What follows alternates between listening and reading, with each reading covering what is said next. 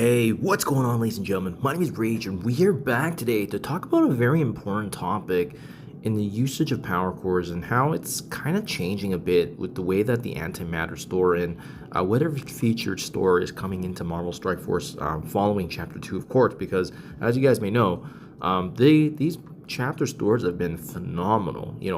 A huge, massive resource in terms of just being able to elevate some characters, the coveted Gear Tier 20 pieces, which everyone's gunning for if you have not unlocked Professor Xavier. But now it's become a source of ISO 8 Purple, as you can see.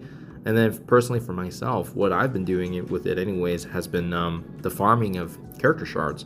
So Hellfire Club obviously being the newest team, that's where my focus has obviously shifted here, especially since I do not need Gear Tier 20. I could buy more and just hoard up, but to be honest, we're accumulating from the daily raid progression. As you can see, I have 104 orbs here. I'm just not opening them now because I don't need it, right? And being free to play and managing my resources effectively, I'm just not in that state where I need to continually have to utilize a resource if I don't need to. I don't build up a character to Gear Tier 20 just because I can. I will be ready if there's a future Dark Dimension or another event that respectively demands for that, right? And for example, we know that ISO 8 Purple 4 and ISO 8 Purple 5 are around the corner. It's confirmed by the developers, and it's the next big announcement. It's just a matter of when, not if, it's happening. So that's kind of what I'm biting. But guys, the topic I'm interested in actually exploring is actually the usage of power cores for character shards. So as you know, they've revised this ever since last year, which is the fact that there's more power cores being generated now every single day. If you're in the top 10, top 20, heck, even top 50 arena, you're getting north of anywhere from 400 plus. And most folks, when you do have a new release, like a character being brought into the game, most recently we had Scorpion getting added last week, and we know Hobgoblin's around the corner. Is that really now going forward? Is that the best use of power cores? Because I only ask this question because I did not use any single power core orbs or anything for Sebastian Shaw.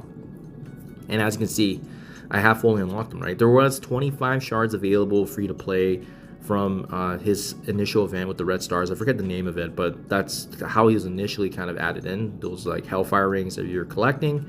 And then the rest of it really was coming from the antimatter store. And as you guys can see in the top right, I have 1.78 million right now in antimatter hoarded up because, like I said, I'm not actually farming Gear Tier 20. Gear Tier 20 probably eats up quite a bit, right? 5 pieces for 35,000. That can easily just dwindle down your balance. And again, that should be the priority if you have not unlocked Professor Xavier. But if you have unlocked Professor Xavier, we're kind of in a new challenge of its own because I'm not using my power cores now. I'm just hoarding it up until the next big event. And then you have events like, what we currently have right now, this Throne of Shadows, where everyone's just going ham in it. But I am steering clear of this event.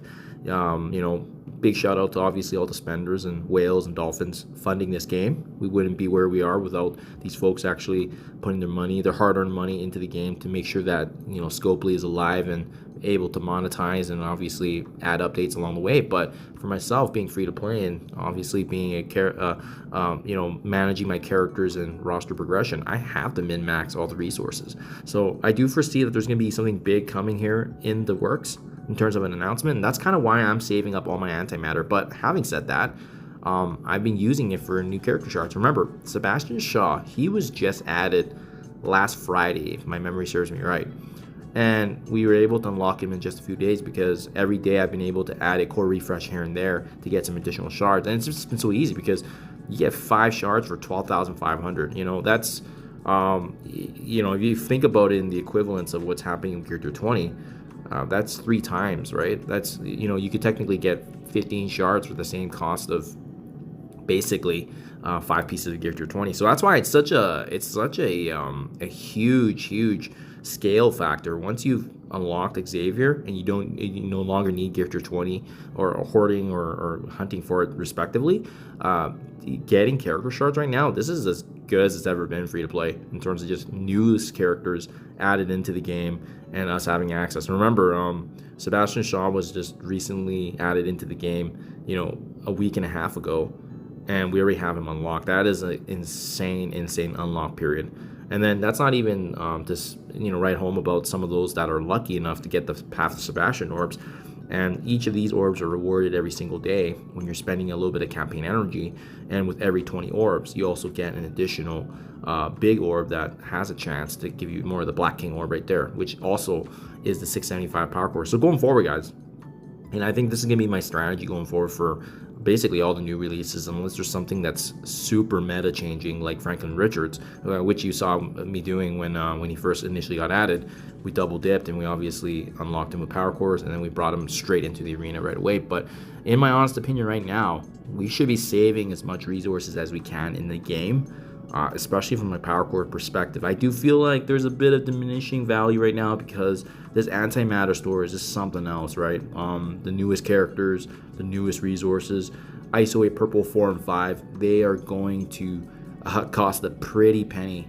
I'm sure it's going to be quite expensive when it does get it added, and that's going to be the next bottleneck and carrot to chase, if you will. And that's kind of what all the high-end game, especially the highly engaged and game players are waiting for right now, is that next big chase, so that way we can fully engage in our resources. That's why right now, guys, doing what I've always done, which is hoarding my resources and saving everything up right now, because we know it's coming, and we're just waiting for that big announcement to come when it does.